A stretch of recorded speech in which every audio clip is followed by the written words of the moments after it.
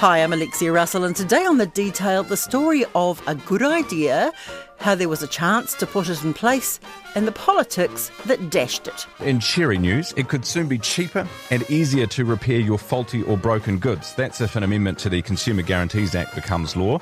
The Right to Repair Amendment Bill has its first reading in Parliament today and would require manufacturers to make repair parts and information more available to consumers. A lot of people want to repair, but they struggle because repair is just so difficult and so expensive. And it's got to the point where, buying something new in a lot of cases is cheaper than even getting somebody to look at the product to assess whether it's repairable. You should have the right to repair the stuff that you own, and now you have the chance to tell the government that you want the right. If this amendment bill becomes law, it's going to require manufacturers to make spare parts and repair information available. It'll be good for you, it'll be good for independent repairers, it'll be great for the environment, and it will also mean that our laws aren't so far behind laws in other countries. Good news, right to repair legislation could be on its way. Tomorrow we'll have the first reading of the Consumer Guarantees Right to Repair Amendment Bill. We need your help though, because we need to secure the support of some of the government parties in order for this bill to pass its first reading. All I know about that is that's going nowhere because Marama dreamed it up and it's full of fanciful nonsense. Green Party co-leader Marama Davidson says she's not giving up on her bill to give consumers the right to get goods repaired. The legislation's future is uncertain as New Zealand First MPs withdrew their support for the bill at the Select Committee stage.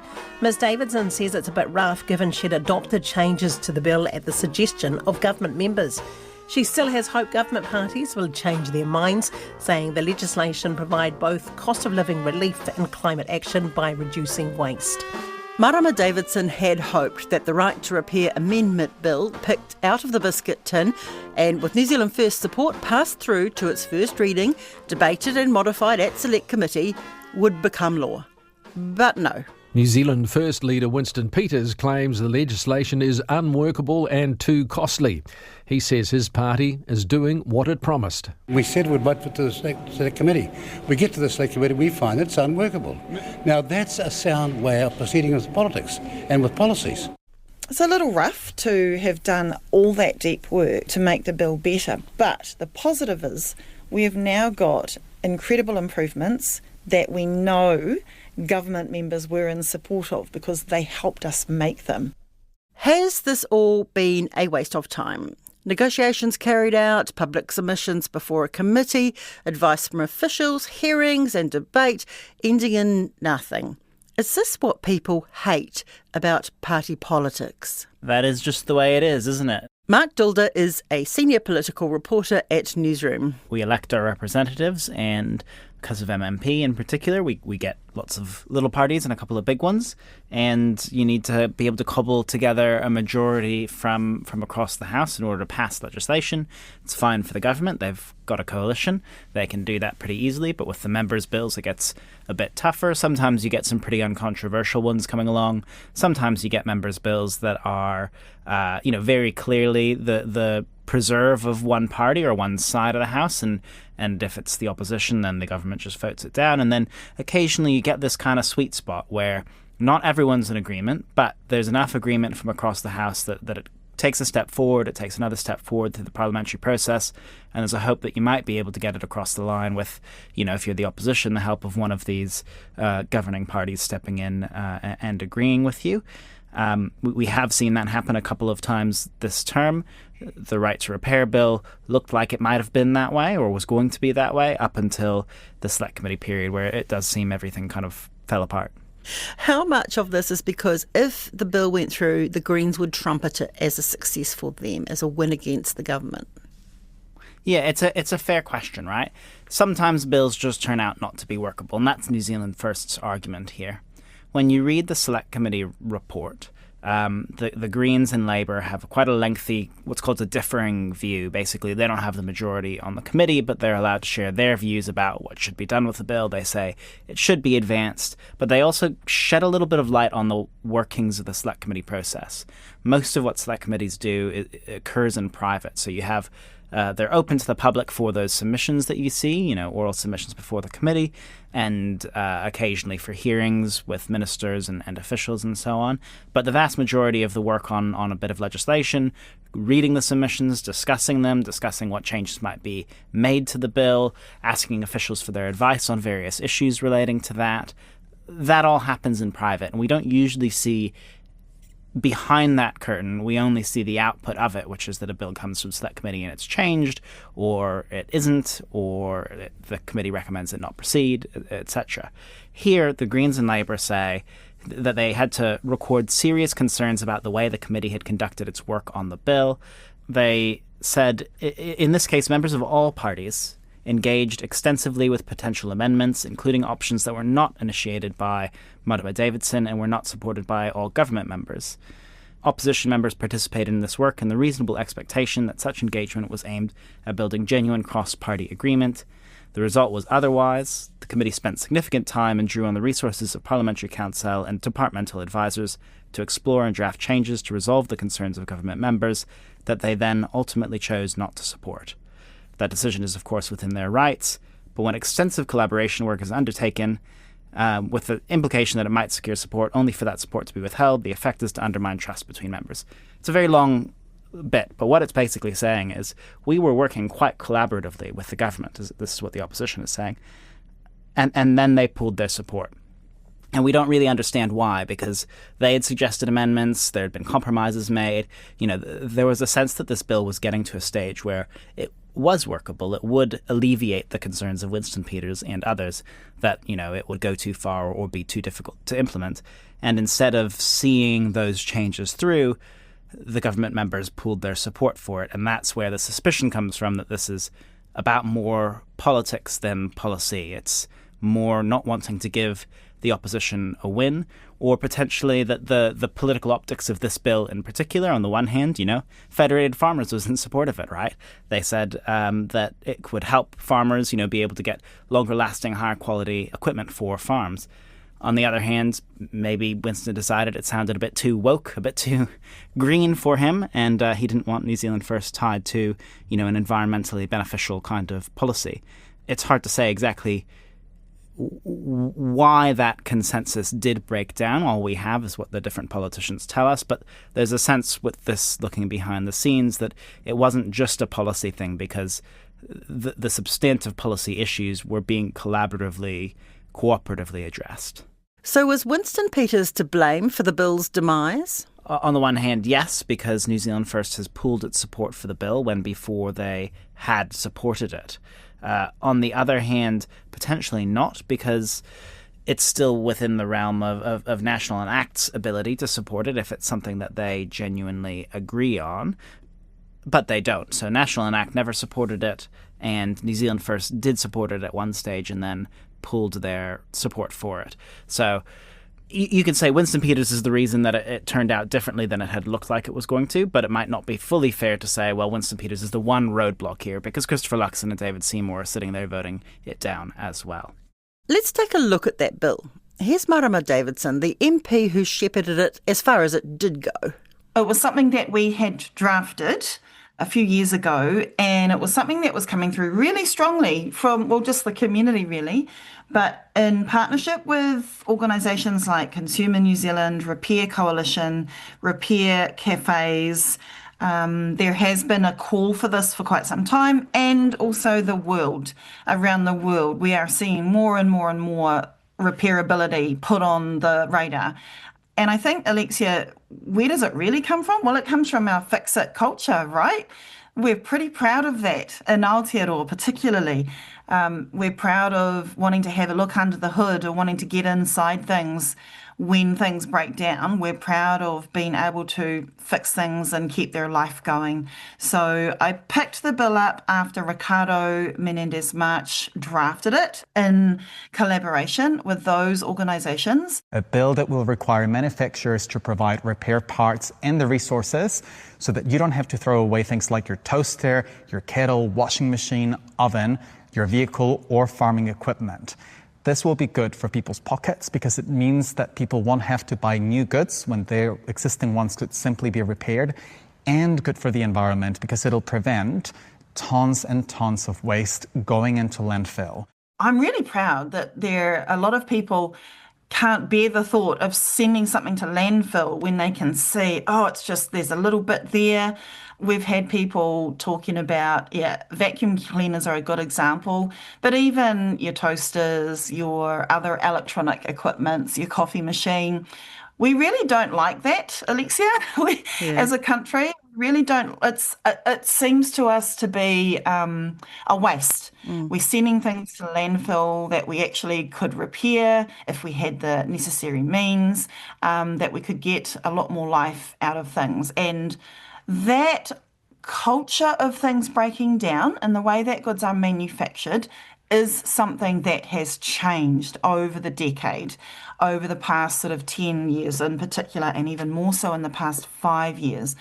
And it's become something that really annoys people, where you used to have a food processor. We've got a story of an intergenerational food mixer, 70 years still going, and we certainly have seen a trend of, instead of making things hardy to last, planned obsolescence that requires things to actually break down and stop working. So what happens? People want to go and fix things. They find that they don't have the information, the parts, the sort of know-how, and there are these barriers to getting things fixed. And that's exactly what my bill is wanting to address. So the bill itself would remove that barrier. It would remove, firstly, the loophole that allows suppliers to opt out of existing repair obligations, because at the moment, all that the supplier manufacturer needs to do is say to the customer, sorry, we won't be able to repair this, and that's an automatic loophole as long as they let you know. What's the current loophole that means manufacturers don't have to repair their products here? Oh, yeah, no, that's a great one. If I paraphrase it, it is you have to provide repair facilities and repair tools and parts unless you say you don't. And basically that means you should tell consumers up front that repair for a particular product is not available.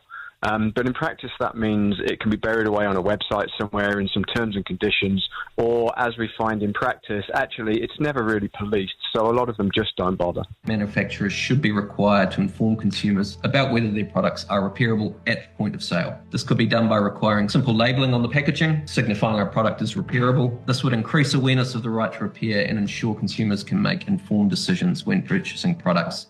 So it removes that loophole, but then the bill also requires manufacturers to provide information, parts, software and the tools necessary to diagnose and repair the goods, especially where they can repair them instead of replacing them on the consumer's request.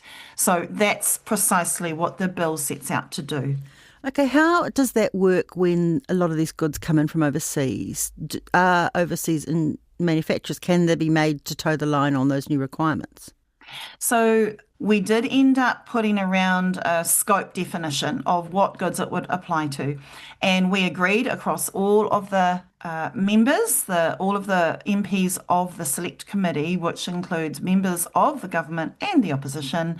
We agreed, for example, to limit the goods to anything above $100 and electronic devices. And we thought this would pick up a lot of the things that are well worth repairing and a really good start to a right to repair bill. So obviously that would, with overseas goods, it would only then apply to that dollar limit, things over $100.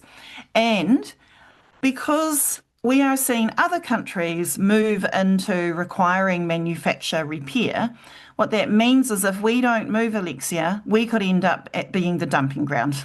And we're already starting to see that happen because other countries have got these higher standards required and New Zealand just becomes the dumping ground. And that's why we also want to have this apply to manufactured goods that we get anywhere that are available for consumers that are on sale here, whether they are from New Zealand or from overseas. And when you went into it, I mean, there was quite a lot of hope going into this because on the face of it, it seems like such a sensible and worthwhile thing to do. So with the initial reaction you got from sort of cross-party support, were you hopeful going in that this was a done deal?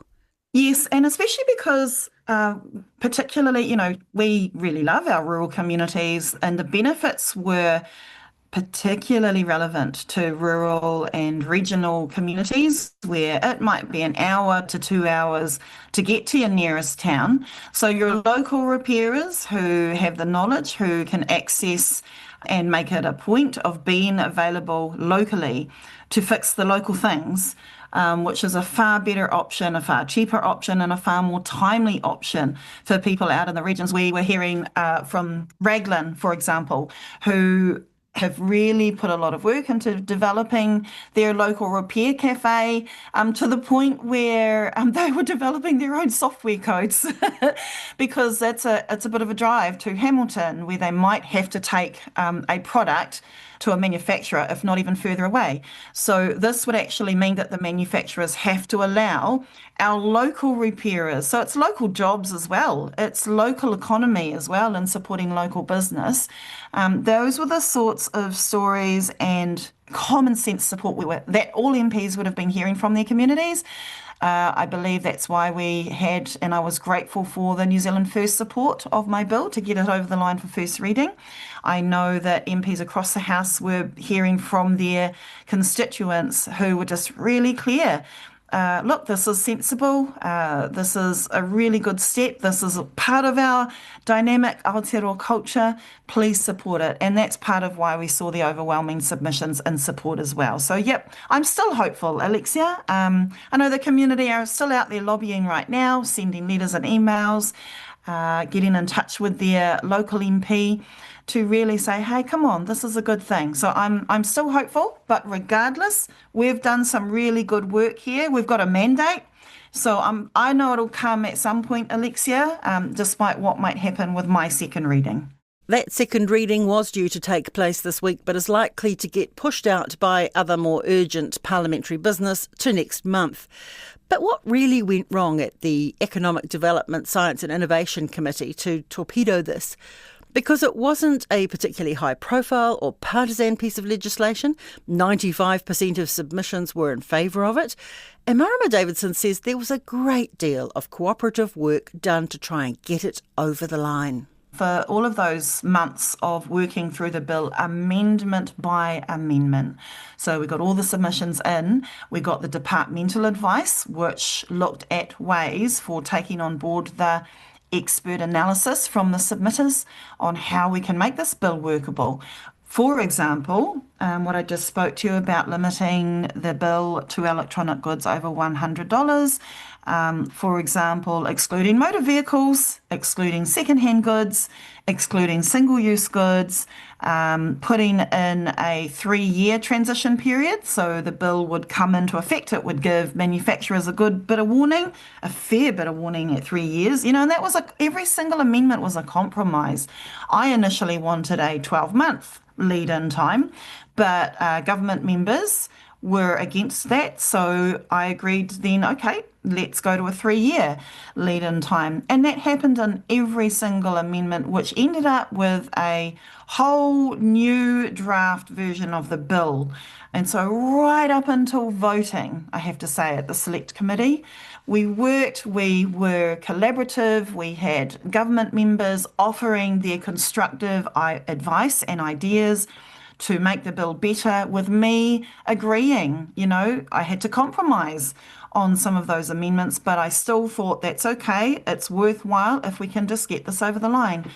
And it was, absolutely disappointing that right at the last minute, it feels like it was politicked a bit, and the government members, every single government member voted against a bill that we had just done really good work on. Okay, kei te pai, that's how the system works. What we are now doing is saying to people, look, we got a huge mandate here. We got a fantastic redrafted bill that was even more workable and common sense. Please voice your support and let's see if we can still get this over the line.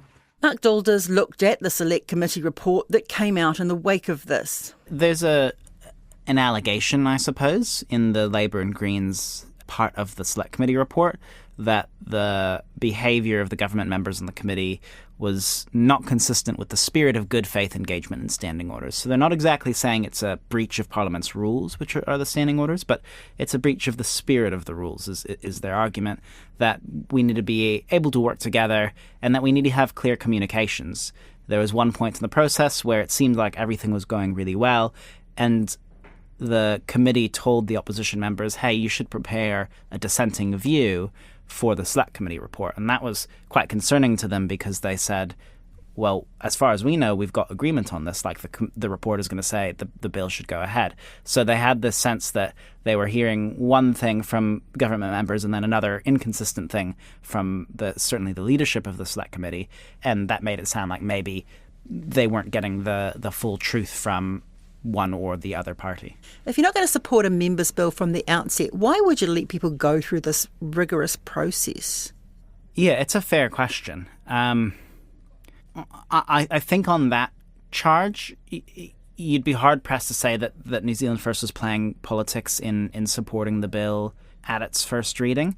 I get the sense that they genuinely wanted to understand what the implications of that might have been, how the bill might be able to be made workable, but that, it's possible, and the opposition members say, that at some stage during the committee that changed to playing politics rather than, a genuine interest in the bill. The reason I say that is if you weren't going to support it, you knew you weren't going to support it from the start, you would just vote it down. It would be a big waste of everyone's time to go ahead with the Select Committee process just to end up, voting something down in the end.